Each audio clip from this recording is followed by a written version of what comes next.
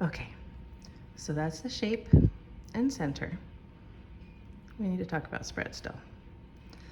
So spread here, we want to visualize how spread out are all these data points from this regression line up and down, right?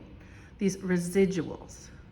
That's what they're called. That's where they fit into the model, is the residuals.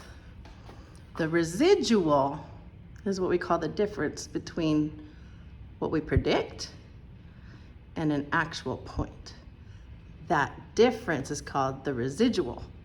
And each of these points will have a residual. If a point ends up right on the line, the residual is 0.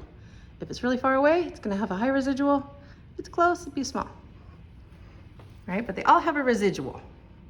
What this line is doing is balancing all those residuals. We need to quantify how much of that spread do we have. Are they all real close to the line?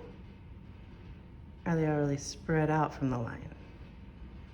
We quantify that using our R squared. The R squared gives us an estimate for the percent of variability in our DV that is being explained by our model here.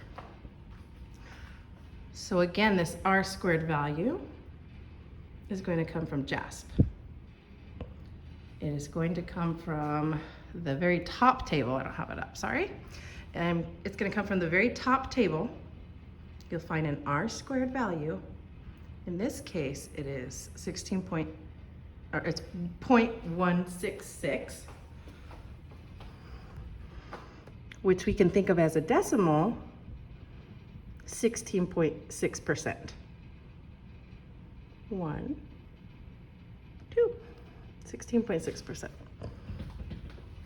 Okay, so approximately 16.6% of all these differences that we see in this variable open to being in a racial relationship, about 16.6% of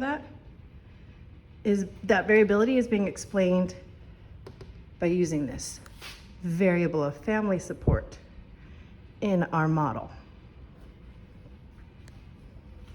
So we could say that our family support model explained approximately, I'm rounding, 17% of the variability we saw in that openness to interracial relationships